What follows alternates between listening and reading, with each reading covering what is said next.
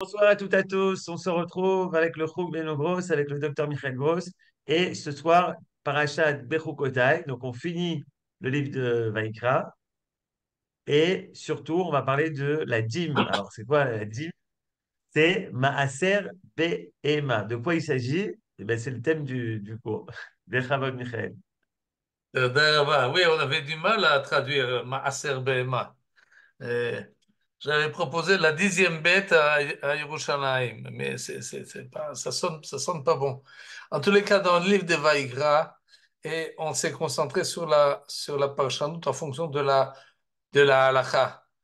Et on a vu quelques sujets, mais pas vraiment pas beaucoup, parce que la halakha, c'est tout un monde. Et on a l'habitude de discuter sur la halakha et de rechercher, on fait comme ci, on fait comme ça, celui-là il dit comme ci, celui-là il dit comme ça, et on débat sur ce qui semble être un peu des détails mesquins, mais en fait, celui qui vit en fonction de la halakha, il est sans arrêt confronté à des problèmes que d'où vient cette halakha? Quel est le rapport entre cette halakha qui nous oblige aujourd'hui euh, en, en 2024 par rapport à ce qui est marqué dans la Torah? Comment est-ce que j'arrive à faire le lien?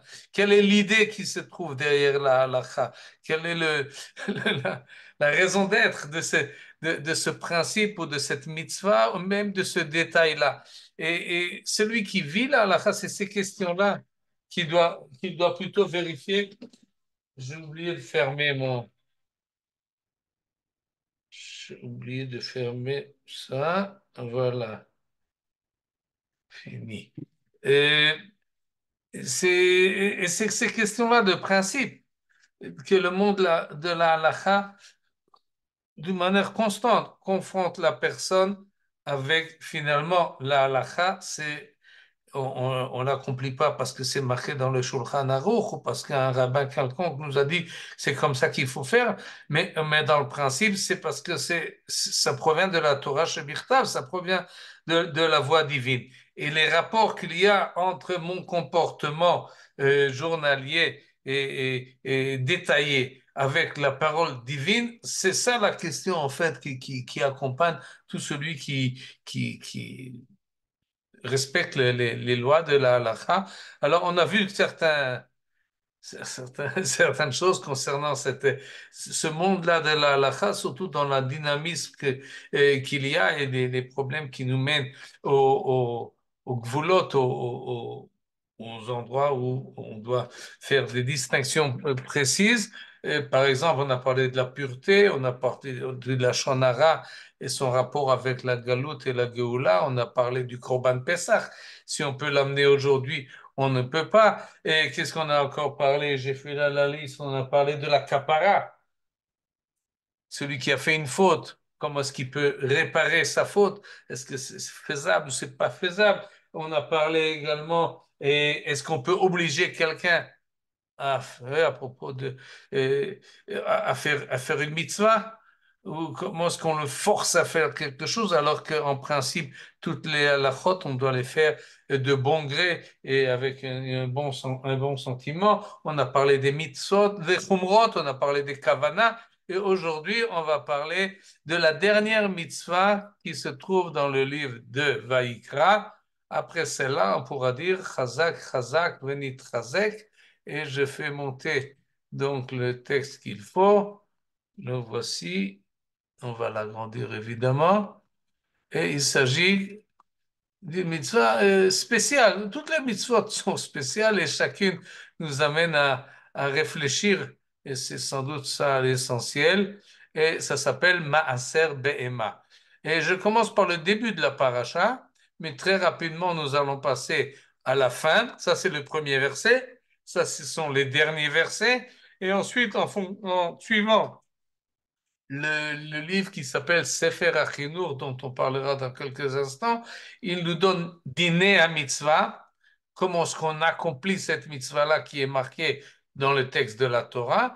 Et ensuite, nous avons Mishorché à mitzvah, quelles sont la raison d'être de cette mitzvah-là. Et c'est tout cela que on va essayer de voir très rapidement maintenant. Et je commence donc par le premier verset de la paracha qui lui aussi nous dit Im bechukotai telechu ve'et mitzvotai tishmeru va'asitem otam.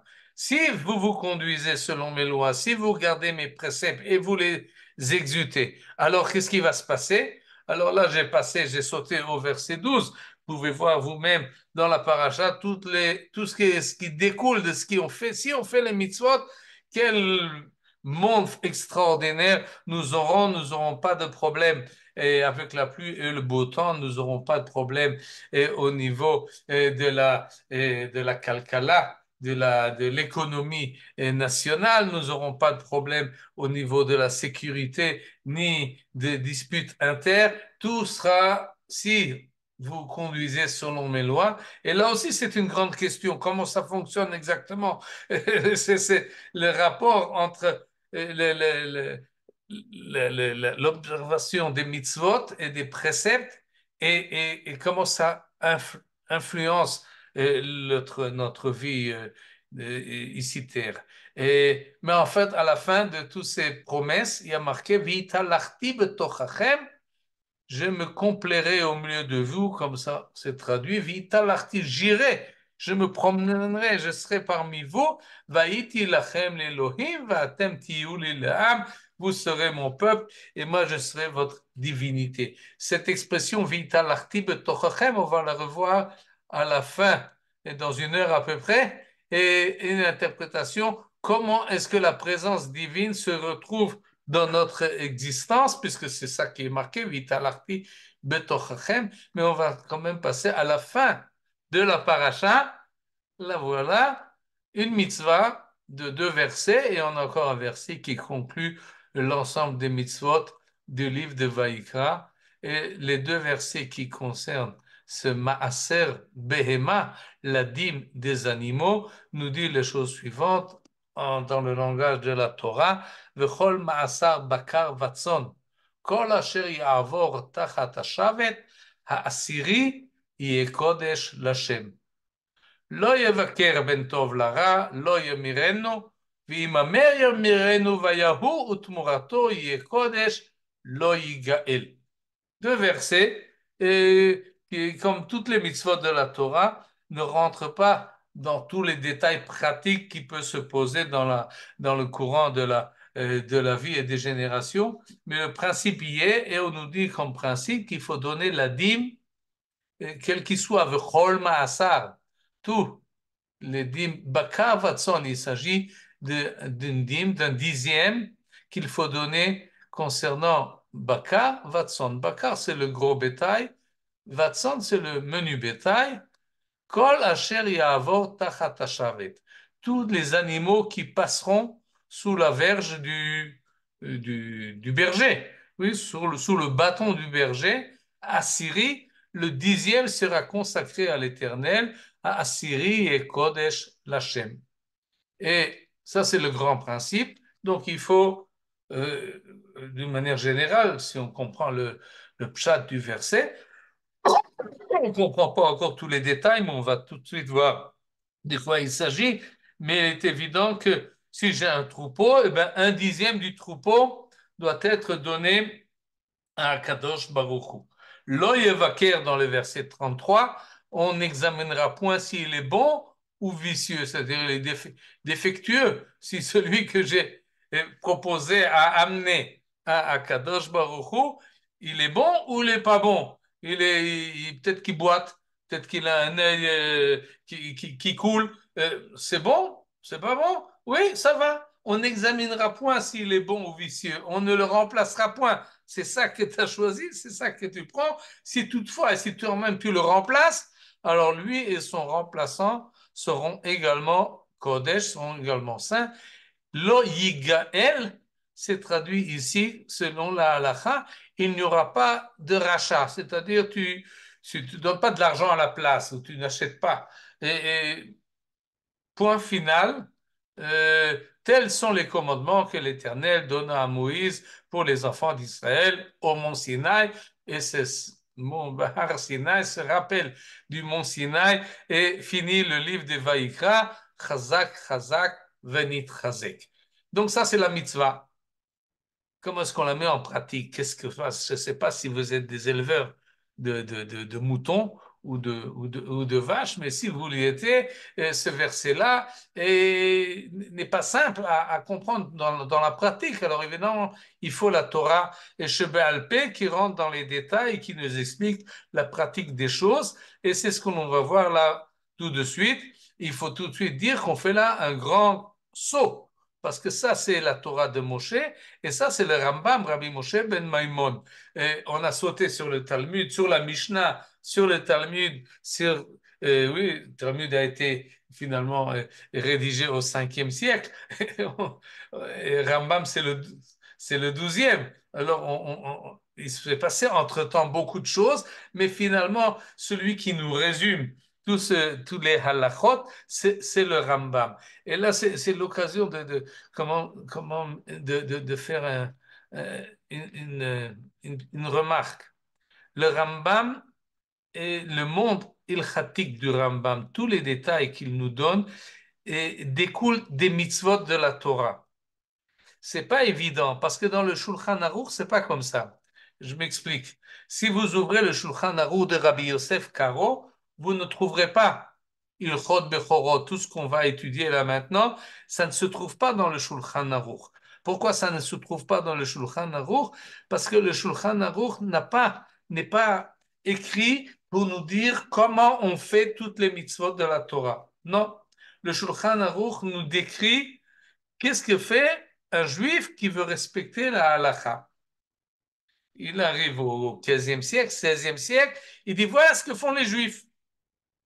Alors évidemment, le livre du Shulchan Aruch n'est pas basé sur les mitzvot. Il ne passe pas une mitzvah après l'autre et nous donne des détails. Non, l'ordre du Shulchan Aruch, c'est l'emploi du temps du juif. À partir du moment où il se lève jusqu'au moment où il va se coucher, à partir du début de l'année jusqu'à la fin de l'année. Et en plus, il y a des événements qui peuvent arriver. Alors, en fonction des événements qui arrivent, eh ben, il y a les halachot qui concernent les événements. Cette manière de présenter la chose facilite le comportement du bon juif qui veut savoir, bon, maintenant, il faut que je m'habille. Comment je m'habille en fonction de la halakha? Maintenant, je mange. Comment je mange en fonction de la halakha? Et c'est comme ça que c'est organisé, c'est présenté dans le Shulchan Aruch. Alors que le Rambam, il a une optique différente de ce que c'est que la halakha. La halakha, c'est le détail des mitzvot de la Torah. Et donc, le livre du Rambam est organisé en fonction des mitzvot. Première mitzvot, deuxième mitzvah, troisième mitzvah. Et chaque mitzvah, il commence par les versets qui se trouvent. D'abord, il donne la liste. Voilà les nombres de mitzvot qui concernent le Shabbat. Voilà les noms de mitzvot qui concernent les korbanot. Et il a l'intention de nous donner tous les détails de toutes les mitzvot, parce que s'il en manque une, eh ben la Torah est partielle. On veut pas une Torah partielle, on veut une totalité. Et donc l'optique du Rambam est orientée sur détailler les mitzvot. Ajoutons encore une chose. Dans l'optique du Shulchan Aruch, ce qui est important, c'est comment est-ce que je me conduis. Et donc, si la manière de me conduire provient d'une mitzvah, disons, de la Torah, ou provient d'un décret des Chachamim, ou provient d'un minhag qui s'est institué, pour le Shulchan Aruch, c'est marqué de la même manière. Celui qui lit le Shulchan Aruch, il ne sait pas exactement la gravité et le poids de ce qu'il est en train de faire ou qu'il évite de faire. Est-ce que c'est de la Torah, c'est des Chachamim, c'est des Rabbanan, c'est un minag, ça provient, c'est nouveau, c'est ancien, il ne peut pas le savoir. Tout est à peu près égalisé, c'est comme ça que nous nous comportons. Alors que pour le Rambam, non, il a toujours en vue ce que je fais, c'est les mitzvot de la Torah. Il faut donc savoir quel est leur sens. Il faut également savoir qu'est-ce que les Chachamim ont ajouté à cela. Il faut également savoir que les mitzvot de la Torah proviennent finalement de l'obligation de servir à Kadosh Baruch Hu. C'est donc, il organise donc tout son livre en fonction, tout découle de cette manière, de cette conception de voir. Et donc, nous n'avons pas des Hilchot Bechorot ou Hilchot Maaser Behema dans le Shulchan Aruch, parce qu'à l'époque du Shulchan Aruch, ça ne s'appliquait pas. Alors, il n'y a pas besoin d'en parler. Et, et, alors que pour le Rambam, il faut en parler parce que c'est marqué dans la Torah et il faut comprendre si ça s'applique ou ça s'appliquera ou ça s'applique pas. C'est peu importe, ça fait partie du corpus des mitzvot. Et donc, on va voir, c'est le longtemps qui nous reste là maintenant. J'ai marqué 3, 4, 5 détails. Je ne sais pas si on va les voir tous, mais on va voir comment et une partie, voilà comment ça commence. Mitzvah taseh leafrish echad mi'asara mikol behemot tohorot, etc. Sheneema v'chol ma'asar bakar vatzon. Autrement dit, le Rambam commence. Voilà ce qui est marqué dans la Torah. V'chol ma'asar bakar vatzon. On a donc une obligation de relever un dixième de tous les tous les animaux tohorot sont purs, ça veut dire qu'ils sont mangeables.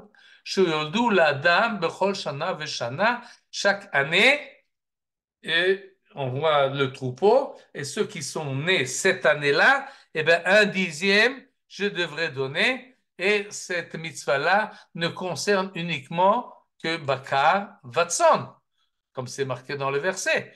Kol Bakar Vatson, si vous avez des chiots, vous n'avez pas besoin de donner un dixième des dalmatiens que vous multipliez chez vous à la maison. Non, ni les chevaux, ni d'autres animaux, uniquement bakar et tson, c'est-à-dire des vaches, des taureaux, des veaux, et tson, des béliers ou des moutons et des chèvres. Et kol masar bakar vatson. Comment est-ce qu'on fait? C'est ce qui est précisé ici. Comment on prélève un dixième? Alors là, je saute là au Pérec suivant, ça c'est le Pérec Vav, et là on est Pérec Zain du Rambam, et il nous précise exactement comment on fait. Évidemment, il n'a pas inventé, il a pris ça des sources qui l'ont précédé, et voilà comment ça se passe. On fait rentrer tous les petits, les tlaïm, les agneaux, ou bien tous les agalim, tous les veaux, séparément. On a le bakar, ça c'est les agalim, c'est les veaux, c'est le gros bétail, ou bien les agneaux, c'est le menu bétail, et tout ce, on les fait rentrer donc dans le dire, dans la bergerie. Tous, tous ceux qui sont nés pendant cette année. Et il fait une petite ouverture pour pouvoir qu'ils sortent de la bergerie. Pour qu'ils ne sortent pas une petite ouverture pour qu'ils sortent un à un. Et on ne veut pas les pousser, on ne veut pas oui, les aiguillonner ou quelque chose pour qu'ils sortent. Non. Alors qu'est-ce qu'on fait? On met leur mère à l'extérieur de la bergerie. Elles font mais. Alors les petits, évidemment, ils vont essayer de sortir quand ils entendent la voix de leur mère et ils vont sortir. Et alors ce que fait le berger, il compte un, 2, 3, 4, 5, etc. Et c'est ce qui est marqué Kol asher ya'avor tachat hashavet. Ça, dans cette phrase-là, le Rambam reprend la phrase qui est marquée ici, Kol asher ya'avor tachat hashavet. Lorsque vous prenez la dîme de la moisson, c'est pas comme ça que ça se passe. Vous allez au champ, disons Boaz, on va bientôt lire la Megillat Ruth. Alors il arrive dans son champ, il ramasse tout ce qu'il a et à peu près il dit bon, ça c'est un dixième, hop, ça je donne au Lévi. Ça c'est encore un peu, je donne au Cohen. Alors que on ne peut pas faire comme ça à propos du troupeau. Je ne peux pas venir dans ma bergerie et dire, bon, j'ai 100 têtes, voilà, ces 10 là, je les prends et je les donne. Non, c'est pas comme ça que ça marche. Je dois les faire passer un à un, les compter et je compte un, deux, on va revoir le Rambam. Et il nous dit de la manière suivante, Matril ou Moné otam bashevet. Avec son bâton, il dit Aleph, Bet, Gimel, Daled, Ei, Vav, Zain, Chet, Tet. Et on a le dixième. Vayotse Assyrie. Maintenant, qui c'est qui va sortir le dixième? Pas le plus beau, ni le moins beau. C'est un peu au hasard. Ils s'organisent tous les petits agneaux là dans la bergerie et ils commencent à sortir. Ils se poussent évidemment l'un l'autre. Et moi, je compte un, 2, 3, 4, 5, 6, 7, 8, 9. Et le dixième, j'arrête. Qu'est-ce que je fais avec le dixième? C'est marqué Sokro Basikra Omer Areze Maaser. Il le peint il le badigeonne avec de la couleur et une encre qui attrape la laine. Et voilà, c'est lui. Ben Tamim, Ben Baalmoum.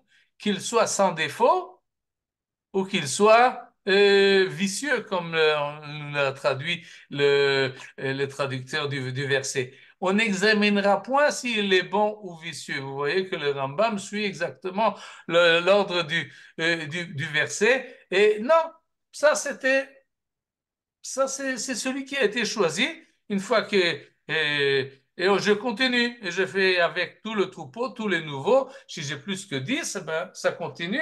Et le 20e, le 30e, le 40e, etc., etc.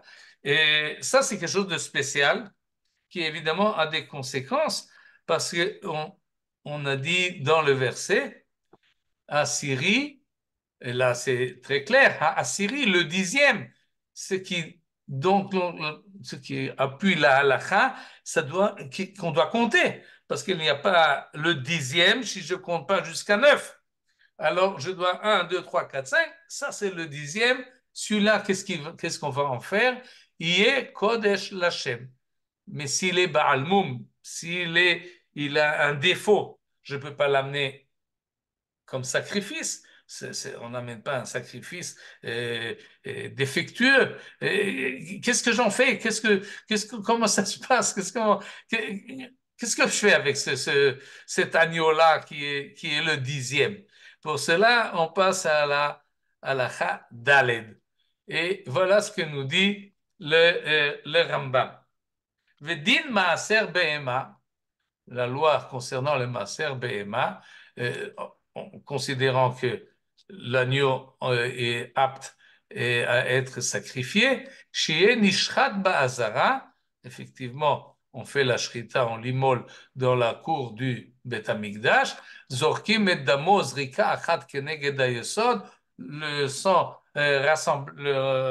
assemblé, on le jette sur le misbéach, sur l'autel.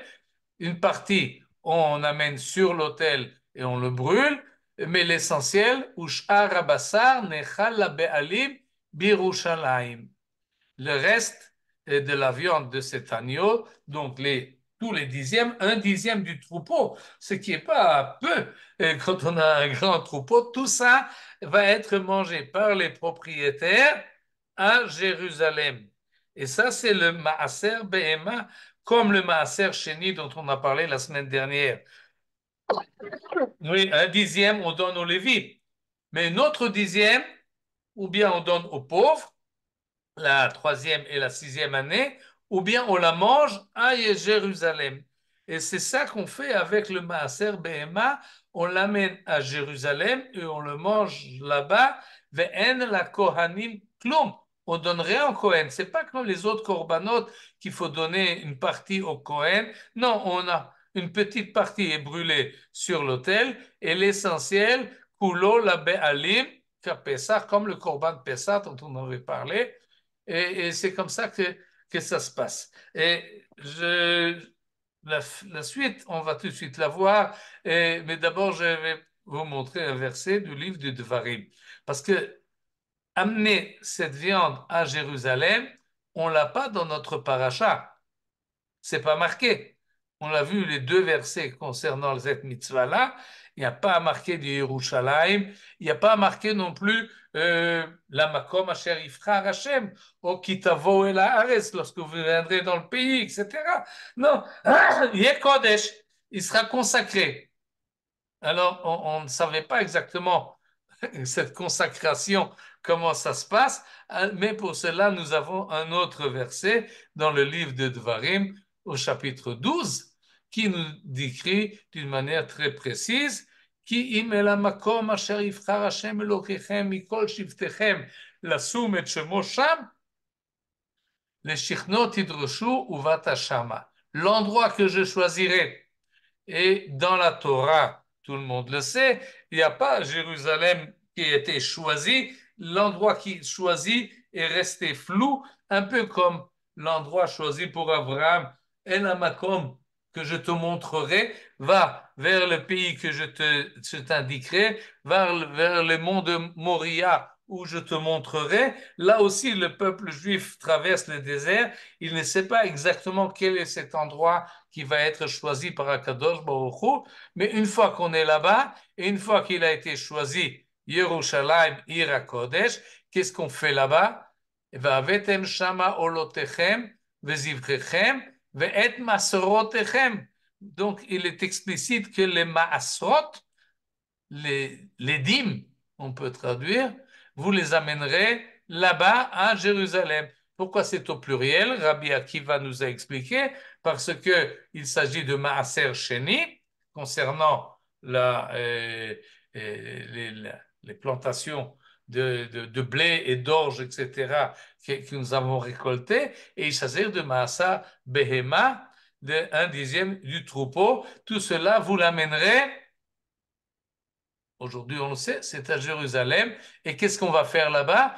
Chaltem Sham. Et là-bas, vous le mangerez. Lifnei Hashem Elokechem, devant l'Éternel, votre Dieu. Donc, vous amenez ça à Jérusalem, vous montrez ça au Beth Amikdash, et l'essentiel, vous en faites un festin.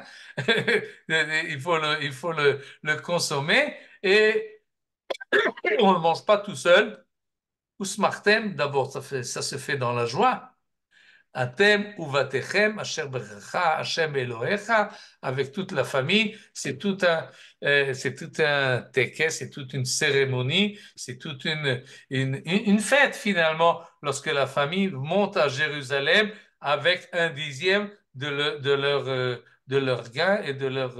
Et il faut se rappeler qu'évidemment, la Torah parle d'une société qui est essentiellement agricole. Presque tout le monde vit directement ou des bêtes ou des champs qu'ils ont. Et donc, quand on commence à réfléchir comment ça se passe dans la pratique, on voit sans arrêt des gens qui traversent le pays et qui montent à Jérusalem avec leurs agneaux et avec le 10e de leur récolte. Et donc, dans Jérusalem, c'est sans arrêt. Alors, il y a les pauvres qui mangent. Ceux qui n'ont pas de terrain, ceux qui n'ont pas réussi dans les affaires, ils ont 1/10 oui, 10%, et donc est amené là-bas. C'est quelque chose vraiment qui demande une grande organisation, mais ça, sans doute, si c'est bien planifié, alors c'est une chose extraordinaire. Et d'ailleurs, nous avons deux témoignages. Un dans le Tanakh, dans la Bible, dans les Divrei Hayamim, à propos de Chizkiyahu. Le roi Chizkiyahu, il a fait une ma'apechadatit, comme ça on dit, une révolution religieuse, parce que petit à petit, les Bnei Israël, comme on le voit dans les livres des prophètes, ont délaissé la voie de la Torah, et est arrivé un roi qui a remis tout ça en place, et entre autres, ce qu'on nous dit, ou Bnei Israël ve Yehuda hayoshvim ba'arei Yehuda. Les Juifs et les Bnei Israël qui habitaient dans les villes de Judée, comme moi par exemple j'habite à Ephrat, alors les Juifs de Judée, qu'est-ce qu'ils ont fait? Gamhem, Ma'asar Bakar Vatson. Voilà, ils ont amené 1/10 de leur menu et gros bétail, ou Ma'asar Kodashim Amekudashim Lachem, et 1/10 de tout ce qu'ils ont récolté. Ils ont apporté, aremot, aremot, ils ont apporté tout ça, ils ont amassé, c'était des tas des choses qui sont. Et donc, on a une image pratique, effectivement, ça s'est passé. Un autre témoignage, beaucoup plus tard, ça c'est l'époque du premier temple. Et maintenant, on passe au deuxième temple. Et la Gemara nous raconte à propos de Rabbi Elazar ben Azaria, dont on a parlé également la semaine dernière, ce Chacham, un Tana de l'époque de la Mishnah, qu'on voulait nous préciser combien il était riche. Et on nous dit Tresar Alfe Agalim, 13 000, oui, 13 000 veaux, il amenait comme maaser. C'était un dixième de ce qu'il amenait. Vous pouvez voir combien de têtes il avait. Si un dixième, c'est 13 000, c'est facile de faire le compte. Chaque année, il amenait 13 000 veaux au Beth Amikdash et il donnait donc à manger à tout le peuple de Jérusalem qui l'attendait. Et donc, on a une précision en fonction du livre de Dvarim que ce Maassar, ce dixième-là, prélevé avec le, le, le, l'encre qu'on a mis ou la couleur qu'on a mis est sur son dos et finalement transporté à Jérusalem et amené comme sacrifice. Ve'im haya ba'almum, là je reprends la halakha du Rambam, ve'im haya ba'almum.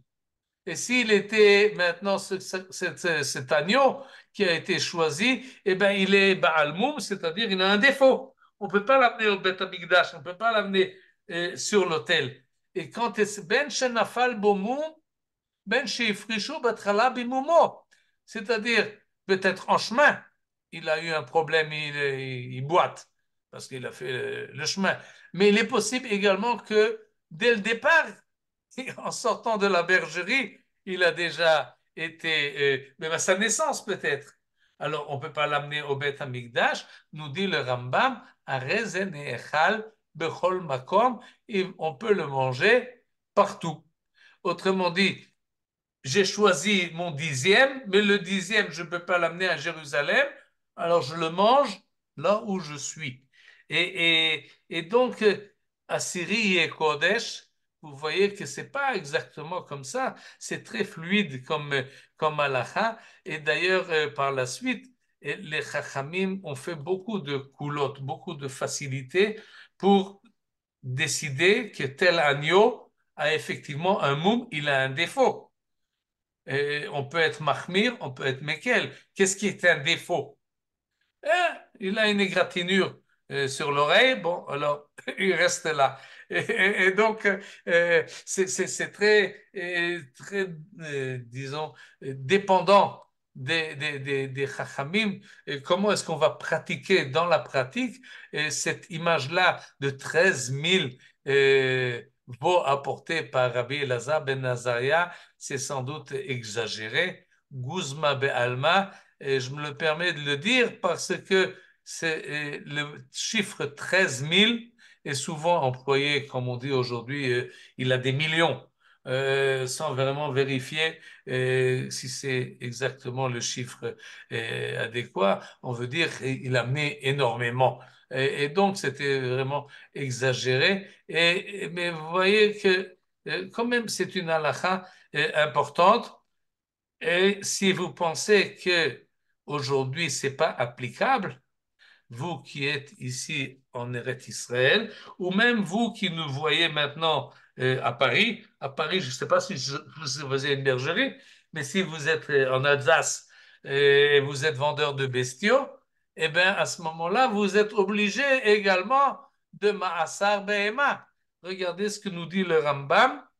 Ma'asar Behema noeg bechulin avalo bemukdashin, c'est-à-dire si ça a déjà été donné et consacré, alors on le met en dehors du troupeau et on ne le compte pas dans la série, peu importe maintenant, mais noeg ba'aretz ou bechutz la'aretz. Cette mitzvah-là s'applique et c'est comme ça que la halakha a été fixée, ba'aretz ou bechutz la'aretz. C'est pas seulement ici en Eretz Israël qu'il faut appliquer c'est le dîme des animaux, mais également en Babylonie, également en Égypte, également là où vous êtes. C'est pas un mitzvot atluyot ba'aretz. C'est pas comme le maaser qu'on donne de la vigne ou des oliviers. Non, ce maaser-là, il concerne tous les juifs où ils se trouvent. Et non seulement cela, bifne abayit veshelo bifne abayit. À l'époque du temple et à l'époque où le temple n'existe pas. C'est-à-dire aujourd'hui, il n'y a pas de temple, on est quand même encore tenu d'appliquer cette mitzvah-là. Et elle ne dépend pas du temps, c'est pas marqué lorsque vous arriverez dans votre pays ou bien lorsqu'il y aura le Beth Amikdash. Non, il y a donc, comme ça c'est expliqué, deux mitzvot distinctes qui ne sont pas dépendantes l'une de l'autre dans le verset de la paracha. Oh, je reviens en haut. La première, c'est Kol Asher Yavor Tachat Hashevet. Ça, c'est la distinction du dixième. Et une autre chose, c'est Yeh Kodesh. Ça ne dépend pas l'un de l'autre. C'est-à-dire, même si je ne peux pas l'amener au Beth Amikdash, je dois quand même prélever un dixième. Qu'est-ce que je vais en faire? Ça, c'est un grand problème. Qu'est-ce que je vais en faire? Mais on a déjà une réponse. Parce que même si je ne peux pas l'amener au Beth Amikdash, par exemple, s'il a un défaut, eh ben, je le mange là où je veux. Donc, même si je peux faire cette mitzvah-là, faire sortir de mon troupeau le numéro 10 de la série, je ne peux pas l'amener au Beth Amikdash, alors je le mange là où je, là où je le mange, à condition évidemment qu'il a un défaut et je ne peux pas l'amener au Beth Amikdash. Et en principe, ça s'applique en Eretz Israël et en Chutz La'aretz, à l'époque du temple et même lorsqu'il n'y a pas de temple. Ça, c'est le principe général de la Torah. Maintenant, on continue la phrase suivante. Aval chachamim asru le'aser be'eman b'zman hazeh. Et là, on a quelque chose d'extraordinaire. D'après la Torah, oui, on est obligé. D'après la chachamim, c'est interdit. Et c'est vraiment une force extraordinaire des Chachamim qui se permettent d'interdire ce que la Torah recommande. Et pourquoi est-ce ils ont interdit? Tout de suite, on va le voir, mais la Gemara insiste sur cette question-là et dit oui, il y a des choses que la Torah. D'abord, après qu'on s'est étonné, on peut se calmer parce que beaucoup de choses sont marquées dans la Torah et on ne les applique pas. Par exemple, Tuma'a et Tahara, on ne les applique pas, les principes de pureté et d'impureté. Ou bien tout ce qui est korbanot, évidemment, on n'applique pas. Et encore d'autres choses, par exemple, mettre à mort quelqu'un qui est Mechalel Shabbat, on n'applique pas, bien que c'est un verset explicite. Qui c'est qui a décidé à un certain moment, non, ça c'est hors jeu, ça on ne fait pas. C'est les chachamim, les sages. Oui? Et donc la Torah Sheba'al Peh, celle que nous, finalement, c'est celle que nous vivons aujourd'hui, c'est pas la Torah Shebirtav, nous vivons la Torah Sheba'al Peh, la tradition telle qu'elle est arrivée jusqu'à nous, et la tradition se permet je dirais pas de corriger la Torah est immuable, mais nous dire non, ça tu ne fais pas. Et les Chachamim ne sont jamais permis de dire ça tu fais malgré que c'est interdit dans la Torah. Non, les Chachamim ne permettent pas une interdiction. Mais interdire une obligation, ça oui. C'est-à-dire, chef et alta, c'est tu ne fais rien. Tu ne fais pas la recommandation de la Torah. Ça, les Chachamim ont la force, d'ailleurs, on le voit, de le faire. Et pourquoi ils ont décidé de rendre caduque cette mitzvah-là? Parce que après la destruction du temple, il y a un problème. Parce que c'est marqué dans le pasuk Kodesh Lashem. Oui, je remonte rapidement. Yeh Kodesh Lashem. C'est consacré à l'éternel. C'est sanctifié. Si c'est sanctifié, je dois préserver la chose. Je ne peux pas en faire ce que je veux. Et je dois donc attendre qu'il y ait un défaut dans la bête en question. Je ne peux pas, moi, faire le défaut. Ça, c'est causer un défaut sur quelque chose qui est déjà sanctifié. C'est Chilul Kodesh. C'est vraiment euh, quelque chose qu'on ne fait pas. Maintenant, j'attends une semaine, 2 semaines, un mois, 2 mois, et mon agneau, il reste sans défaut. Alors, qu'est-ce que je vais faire finalement? Eh ben, je risque de... On va quand même le manger. Yochlu tamim. Et à ce moment-là, j'arrive à quelque chose de très, très grave. Et la chose est à tel point grave que c'est Issour Karet. Je suis retranché, chas v'shalom, du peuple juif parce que j'ai immolé une bête qui est consacrée à Kadosh Baruch Hu, et j'ai fait cette immolation en dehors de Yerushalayim, en dehors du Beth Amikdash. Ça frise le Avodah Zara, on en a parlé l'année dernière. Shrute Chutz, ça s'appelle. Ça, c'est quelque chose de très grave. Or, le danger est très proche parce que j'ai choisi le 10e. Je ne peux pas l'amener à Yerushalayim. Je ne sais pas quoi en faire. Et je me promène avec cette vache-là. Qu'est-ce que je vais en faire alors? Non seulement ça, je risque en plus comment on appelle ça? Treiller, non, sortir le lait de la vache. Et maintenant j'utilise une vache qui est consacrée à Kadosh Baruch Hu, ou bien je m'en sers pour transporter quelque chose. Alors c'est Meïla, je me sers quelque chose de Kadosh. À cause de tout cela, les Chachamim ont décidé, non, non, non, il n'y a plus. On ne fait plus Maaser Be'ema, on ne le fait pas depuis que le Beth Amikdash n'existe plus. Tu ne fais pas un 10e, tu ne fais plus sortir.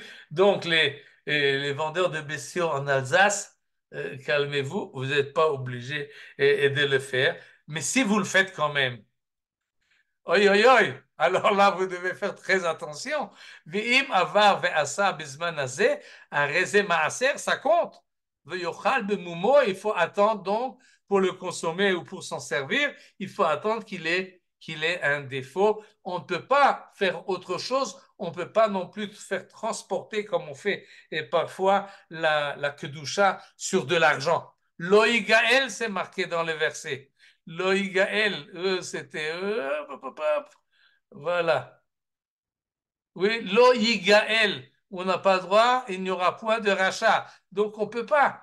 Et je reprends la Loïgaël, on ne peut pas le vendre, on ne peut pas non plus leur faire un rachat et faire transporter la kedusha sur autre chose. On est coincé avec cette bête et qui est sans défaut, et on n'a pas le droit de le vendre parce que c'est marqué Loïgaël. Vous voyez que le Rambam, quand il a l'occasion, il ramène le verset pour qu'on sache que c'est une interdiction de la Torah. Et il ajoute, Mipi Ashmu'al Amdou. Par tradition, nous avons appris que l'Oïgaël, c'est une interdiction pas seulement de racheter la sanctification, mais également l'interdiction de vendre.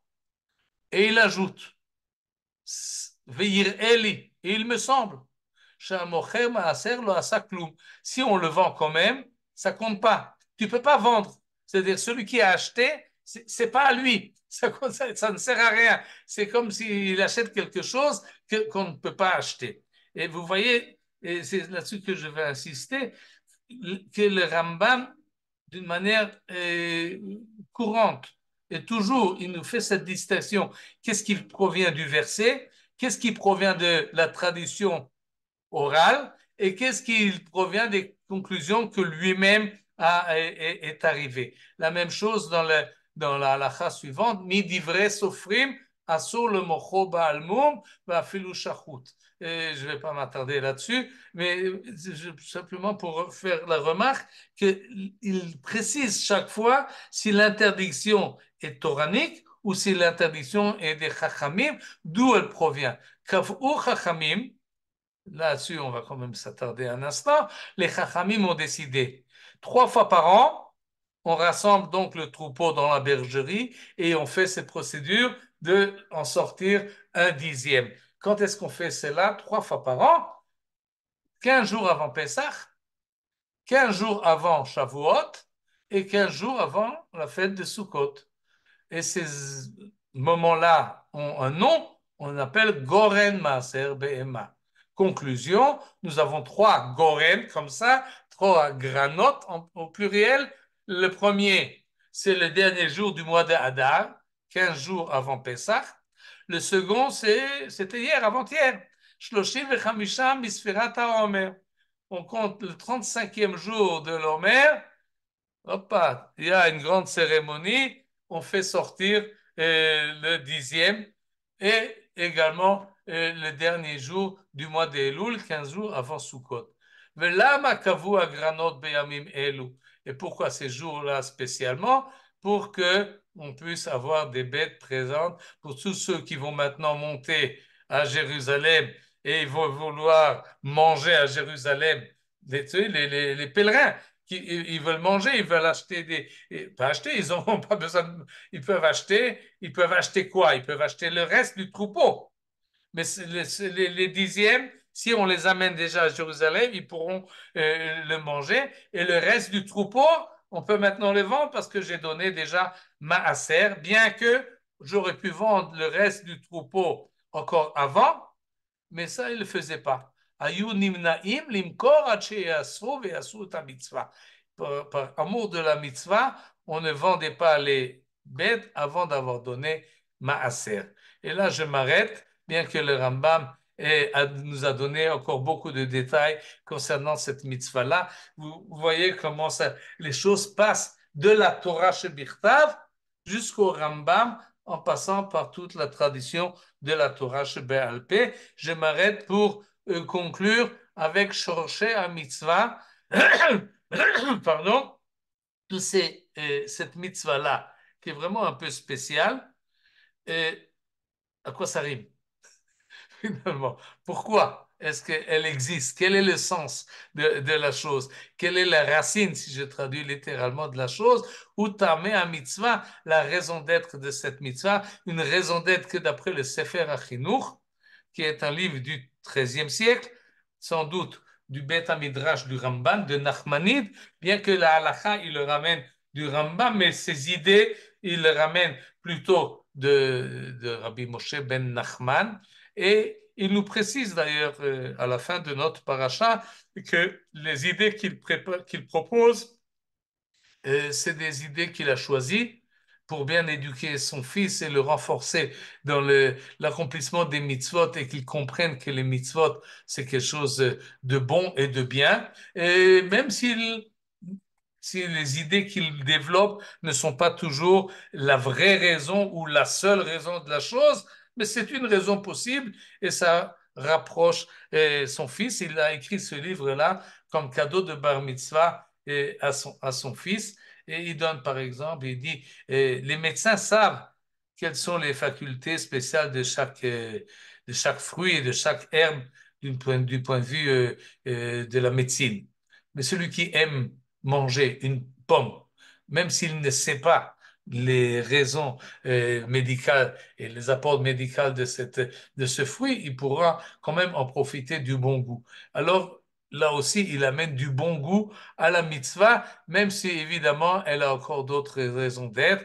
Et il nous dit, et je vais le voir rapidement parce que c'est un peu long, mais vous allez voir tout de suite que ça a un rapport avec Yom Yerushalayim que nous allons fêter Bezrat Hashem la semaine prochaine, et parce que cette mitzvah-là, on voit qu'elle rend centrale la ville de Jérusalem, puisque de là où vous êtes, en Eretz Israël ou en Chutz La'aretz, il faut monter à Jérusalem avec le troupeau duquel on a prélevé et la dîme. Donc, il y a une centralisation de la ville de Jérusalem.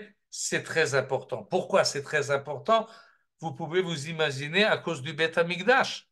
Nous dit le Baal Sefer HaChinuch, il y a quelque chose de plus qui est important. C'est que, euh, euh, comme il dit ici, tout le monde a l'habitude de placer sa maison là où il peut euh, gagner son gagne-pain. Et donc, il habite à côté de son champ ou à côté de sa bergerie, là où il peut aller. ולכן בהעלות כל איש מעשר כל בשר בקר וצאן, chaque année, il l'amène à Yerushalayim, là-bas il y a le Sanhedrin. Pourquoi c'est important pour la Torah que chaque juif monte à Jérusalem? Parce que là-bas, il y a le Sanhedrin, à côté du Beth Amikdash, il y a les Chachamim, Yodé Da'at ou Mevene Mada.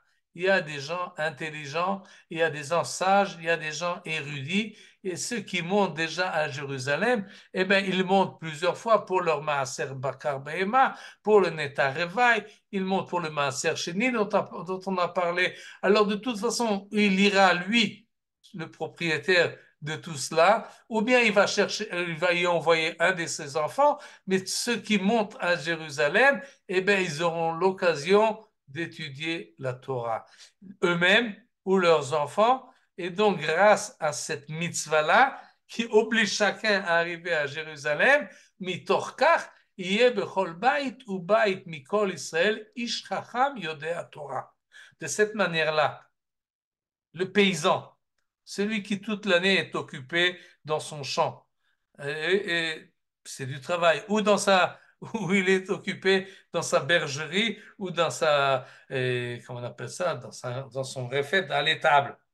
Un paysan, un pecno, comme on disait. Oui? Et ben non, il est obligé de monter à Jérusalem. Il est obligé de se confronter et de rencontrer les chachamim et s'imprégner de la Torah.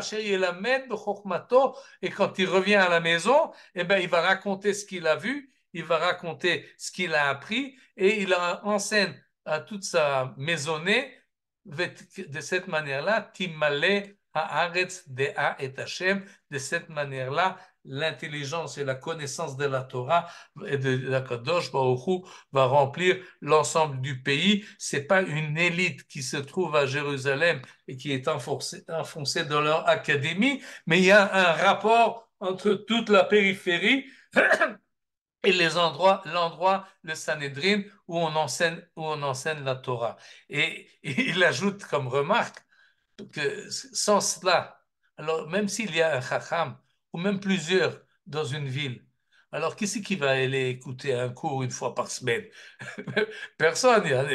Il dit, Kol sheken hanashim va'yeladim shelo yavou lifnehem, peut-être une fois par an, ils vont écouter quelque chose. Ou afilou ishmou divrem pam achat beshavua. Et même s'ils écoutent un shiur une fois par semaine, ils rentrent à la maison et ça fait pas impression. Mais biyot amelamed bechol bait ou bait. Ici, dans chaque maison, il y a le maître de la maison qui lui a appris la Torah à Jérusalem chaque fois qu'il monte pour les fêtes de pèlerinage ou chaque fois qu'il a un dixième à rapporter et il est dans la maison matin, midi et soir. Alors cela va avoir son impact dans l'ensemble de la culture générale de chacun dans leur maison.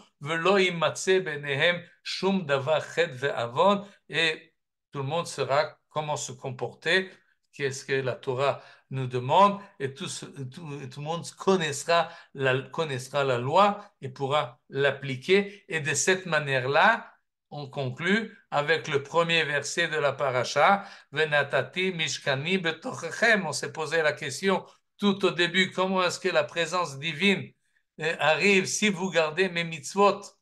Alors je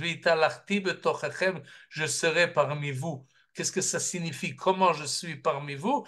Et là, on a ici une réponse, en tout cas du Sefer Achinour, en conservant les mitzvot et en montant à Jérusalem chaque fois que la Torah nous le demande. De cette manière-là, en revenant, on amène avec nous une partie de la présence divine de Jérusalem dans l'ensemble du pays. Et donc, on pourra dire, V'italachti betochachem, Akadosh Baruch Hu reste présent tout le temps là où on se trouve et là où on est. Et donc, cette mitzvah-là, entre autres, nous rapproche de Yerushalayim. Et comme c'est Yom Yerushalayim très bientôt, mercredi prochain, alors évidemment, Oui, il faut au moins une fois par an monter à Jérusalem. Je ne sais pas où vous habitez, mais, mais oui, quand on vient à Jérusalem, il y a beaucoup de choses à y faire, mais entre autres, il faut s'imprégner de Torah, de Gdusha, de Tahara, et cette dynamisme-là que cet espagnol, oui, sans doute de Barcelone, imaginé dans la mitzvah de Maaser Behema, à mon avis, elle est vraiment, elle, elle porte en fait le génie du peuple juif qui sait comment s'organiser pour relever sa culture et l'imprégner pas seulement à une petite élite, mais à l'ensemble du peuple, jusqu'au moindre paysan là où il se trouve. Une petite question, Michael. Bevakasha. Pourquoi, par exemple, dans le troupeau, si le dixième est l'agneau ou le bélier est infirme, Oui. pourquoi le berger ne remplace pas ça par une tzedaka, par une somme d'argent équivalente à la bête? Pourquoi ça C'est se fait pas comme ça? c'est explicite dans la Torah, ça c'est le verset qui le dit. Lo yamirenu Ah, tov vara vera batov. Lo yikael. d'accord, mais C'est ça que, oui, c'est parce que bon, maintenant, c'est un peu au hasard. Et on peut trouver une idée. Le Sefer Achinu ne rentre pas dans ces détails-là. Mais on peut conserver. C'est-à-dire, si je, oui, on se rappelle de Caïn et Ève qui ont amené un corban. On choisit le bon, on choisit le pas bon, et ça arrive dans le monde des corbanotes que on me demande à moi de choisir une bête que je dois apporter au Beth Amikdash. Alors oui, je choisis la plus belle bête du troupeau. Ça, c'est une idée. Mais une autre idée est de dire, en fait, tout ce que j'ai là, tout mon troupeau, tous ceux qui sont nés cette année-là, c'est Ishtabach Shemo Akadosh Baruch Hu qui m'a donné. Alors, je ne vais pas choisir moi, ils vont passer. Et le dixième, un peu par hasard, un peu comme Agrala, oui, il représente l'ensemble du troupeau. De cette manière-là, il peut être boiteux, il peut être défectueux, il peut être infirme, mais c'est lui qui est sorti. Alors c'est lui qui représente. Qu'est-ce que j'en fais? Évidemment, je ne l'amène pas au Beth Amikdash, mais alors je le laisse brouter dans le champ, et il sera boiteux, alors je pourrai le manger.